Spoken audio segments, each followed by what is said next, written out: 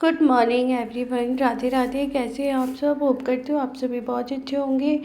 और आज मेरा चैलेंज 100 डेज चैलेंज का डे नंबर 26 है। और आज मेरे दिन की शुरुआत हुई थी। मैंने टारगेट लिया था 2 से 2:20 के बीच में मेरे को वेकअप करना है, तो मेरा वेकअप हुआ 2:26। उसके बाद मैंने पेस्ट किया। पेस्ट करने के बाद गर्म पानी पिया, अपनी ड्रेस को चेंज किया। आई मीन टू से डेट कि नेगेटिविटी को दूर किया, पॉजिटिविटी को अंदर करने की कोशिश की जा रही है। और फिर उसके बाद मैं अपनी स्टडी को कंटिन्यू करूँगी।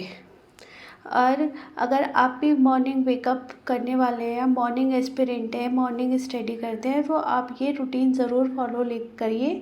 अगर माइंड में आपको ये हो रहा है कि मेरा टाइम वेस्ट हो रहा है, मुझे तुरंत बैठ जाना चाहिए, तो आप एक दिन ये चीज़ करके देखना कि आप एक दिन तुरंत बैठ जाइएगा।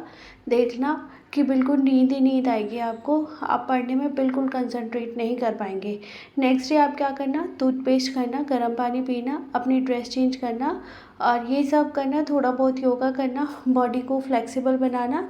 उसके बाद पढ़ने बैठोगे तो आपको दोनों में बहुत चीज़ें डिफरेंस समझ में आएगा कि मेरे ऐसा करने में और मेरा वैसा करने में क्या डिफरेंस है। और वेकअप टाइम हुआ तो मैं आपको साथ के साथ अपना स्लीपिंग टाइम भी बता दूँ। तो स्लीपिंग टाइम मेरा 9:30 से 10 बजे के बीच में रहता है। इस बीच में मैं सो भी जाती हूँ। ऐसा नहीं है कि उसके बाद मैं अपनी एक प्रॉपर नींद लेती हूँ। मेरा बच्चा बहुत छोटा है तो रात को उसको दूध की भी ज़रूरत होती है, तो मुझे जग के उसके लिए दूध लाना भी पड़ता है। तो एक प्रॉपर नींद मुझे नहीं ले पाती है, लेकिन मेरे माइंड में ये थॉट ज़रूर रहता है कि ये वाला टाइम जो है, यहाँ पर ना मुझे घर वाले डिस्टर्ब करेंगे, ना मुझे बच्चा करेगा, ना मुझे हस्बैंड करेंगे, कोई मुझे डिस्टर्ब नहीं करेगा। एक शांति है और यहाँ पर मैं अपनी जो है कैसे भी करके अपने प्रोडक्टिव आवर्स निकाल सकती हूँ। बस एक जो मुझे डिस्टर्ब करेगी वो होगी मेरी नींद, और उसे मुझे फेस करना पड़ेगा। तो पहले जो स्लॉट लेती हूँ मैं मॉर्निंग में, 3 घंटे का स्लॉट होता है, तो 34 से 40 मिनट तक मुझे याद करना होता है। उसके बाद मुझे एक हल्की सी नींद का एहसास होता है।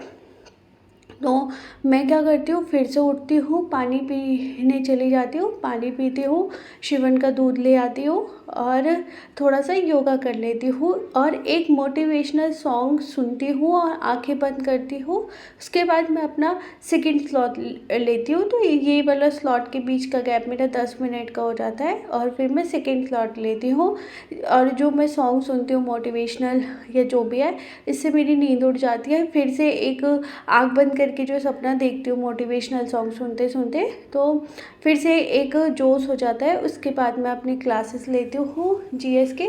तो मॉर्निंग स्लॉट में जीएस को देती हूँ क्योंकि जीएस मेरा बहुत ज़ीरो है और मुझे वो स्ट्रॉन्ग बनाना है। और जितने भी आप एग्ज़ाम देंगे उन सब में जीएस का एक अलग ही रोल होता है। अगर आपको जीएस आ रही है तो आप एग्ज़ाम को अच्छे से कंडक्ट कर सकते हो, लेकिन अगर आपको जीएस नहीं आ रही तो वहाँ पर आप डिस्क्वालीफाई या फेलियर के चीज़ों को आपको फेस करना पड़ेगा। और इसके बाद जब थर्ड स्लॉट लेती हूँ या जब भी मैं स्टार्टिंग करती हूँ अपनी, तो अपनी एक मोटिवेशनल बुक है the power of subconscious mind, ये वाली, इसका मैं एक पेज रीड करती हूँ। और इसमें जनरेट होता है कि आप अपने सबकॉन्शियस माइंड को जनरेट कीजिए। तो उसमें मैं जनरेट करती हूँ कि ये वाला एग्ज़ाम मुझे क्रॉस करना है, इस एग्ज़ाम के लिए ही मैं बनी हूँ, अगर मैं ये नहीं कर सकती तो कोई भी नहीं कर सकता ये एग्ज़ाम। इस तरीके के मैं अपने माइंड में पॉजिटिव थॉट्स लेके आती हूँ ताकि मैं अपनी स्टडी को, रिदम को कंटिन्यू करूँ।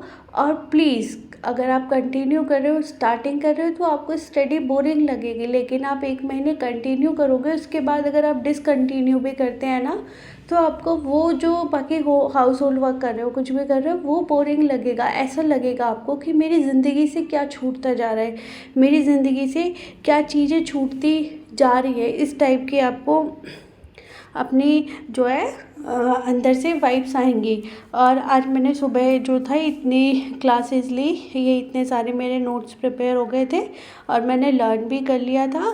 और ये सब करने के बाद मेरे को हो जाते हैं 3 घंटे, 3 घंटे लगभग 6 बज जाते हैं। और इस टाइम तक 6 साढ़े 6 होते हैं।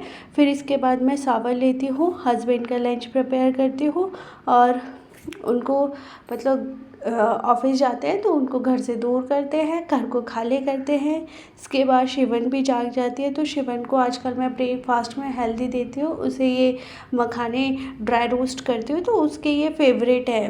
तो वो घूमते घूमते एक एक बाइट ले लेके ये खुद ही खा लेती है। तो मैंने इसको इतना थोड़ा सा इंडिपेंडेंट बना दिया है कि जो चीज़ें हैं, जैसे मैगी इसकी फेवरेट है, वो खुद खा लेती है।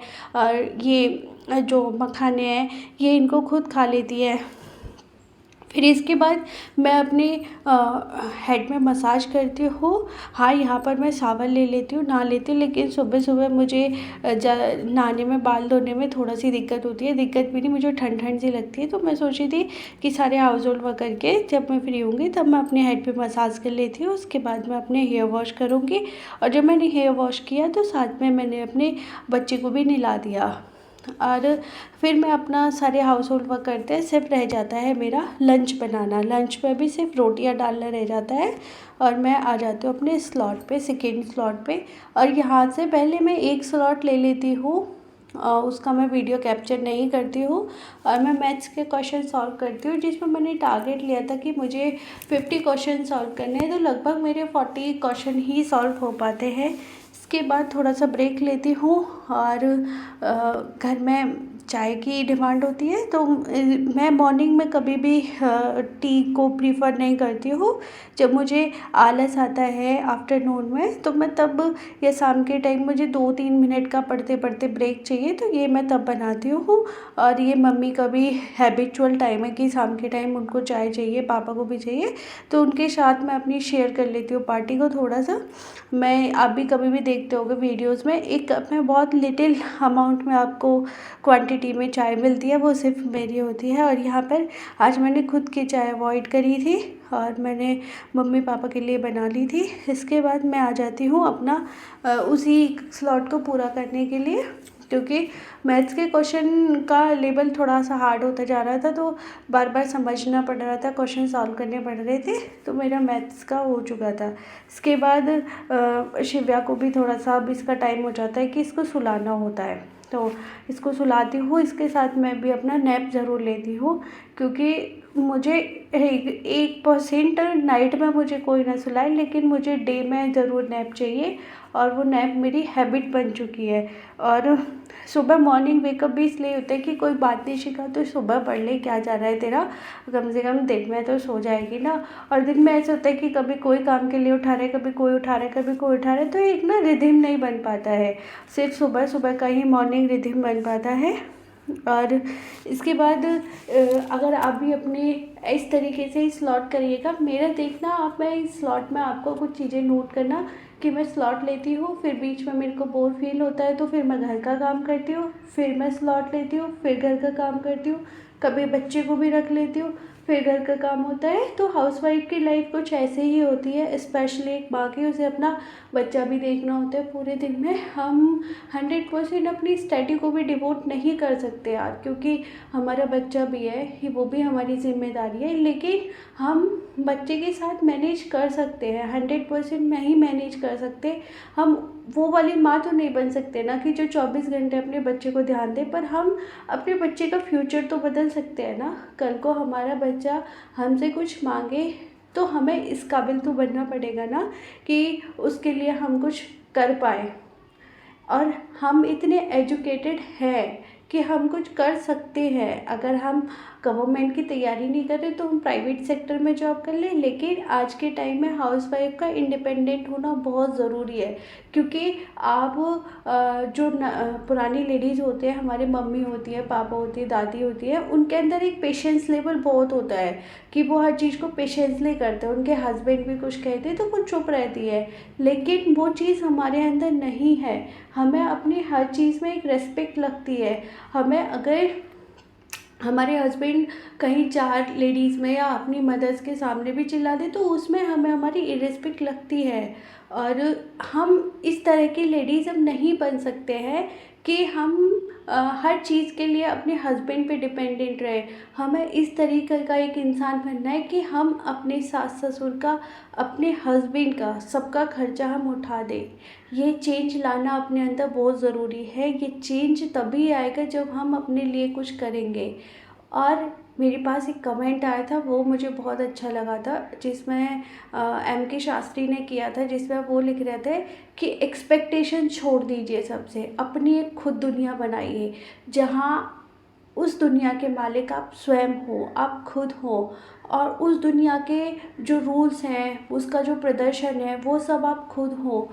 तो जिस दिन आपने दूसरों से उम्मीदें लगानी छोड़ दी, जिस दिन आपने खुद में जीना छोड़ दिया, तो अपनी दुनिया की खुशी में कभी दुख आएगा ही नहीं। दुख की वजह हमें दूसरे पर्सन्स देते हैं, जैसे कि तुमसे ये एग्ज़ाम नहीं हो पाएगा, तुम एग्ज़ाम को नहीं कर सकते, तुम कर क्या रही हो, तुमने 4 महीने पढ़ाई कर ली, जो तुम पे ये नहीं हुआ तो तुम करोगे क्या। भाई, वो बंदा वही बोल सकते हैं जिसने नहीं किया हो। पढ़ाई की वैल्यू उसको ही पता होती है जिसने पढ़ाई की हो।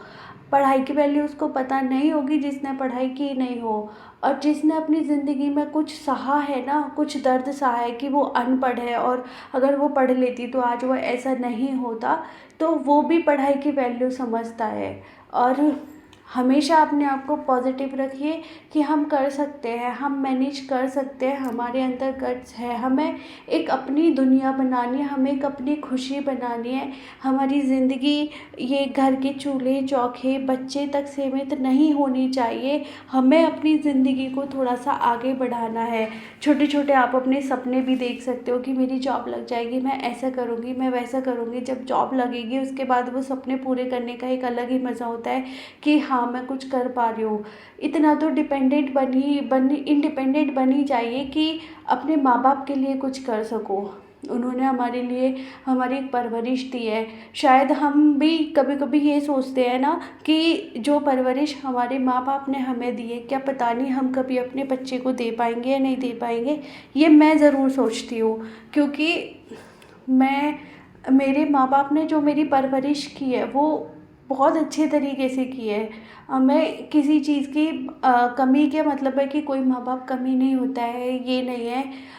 वो उन्होंने हमारी अपनी प्रायोरिटी को बाद में रखते हैं, और स्पेशली मदर फादर ऐसे होते हैं कि बच्चे की प्रायोरिटी को फर्स्ट रखते हैं। आज भी आफ्टर मैरिज भी अगर मेरी कोई प्रायोरिटी होती है और मैं थोड़ा सा भी बोल दूँ, तो हर माँ बाप अपनी बच्चे की इस प्रायोरिटी को पूरा करते हैं। तो हमें भी एक ऐसा ही मदर फादर बनना है कि हम भी अपने बच्चे की रिस्पॉन्सिबिलिटी को पूरा करें। अगर हमसे बच्चा कुछ मांगे या कुछ बोले तो हम उसे एक्सक्यूज़ ना दें कि बेटा हम नहीं कर सकते। सबसे बड़ा एग्ज़ाम्पल आपको अपने बच्चे के लिए आपको खुद बनना पड़ेगा। जब आप सबसे बढ़िया एग्ज़ाम्पल क्या होगा, उसकी आंखों के सामने होगा कि मेरी माँ ने या मेरी मदर ने या मेरी फैमिली में से इस मेंबर ने ये सब कुछ फेस करते हुए एक जॉब पाई है, तो उसका रुतबा अलग ही होता है। चाहे कोई फैमिली माने या ना माने, कोई बोले कि पढ़ाई करके क्या होगा, अरे क्यों दे रही है एग्ज़ाम। जिस दिन आप कामयाब हो गए ना, उनकी सोच भी बदल जाएगी कि भाई मेरी बहू की तो जॉब है, उसने सारा घर का काम करते हुए बच्चे को मैनेज किया था, सब कुछ मैनेज किया था, और आज वो एक बहुत अच्छी पोस्ट पे पहुंच चुकी है। तो आज के लिए सिर्फ इतना ही। आज का वीडियो अच्छा लगता है तो like share and subscribe my channel.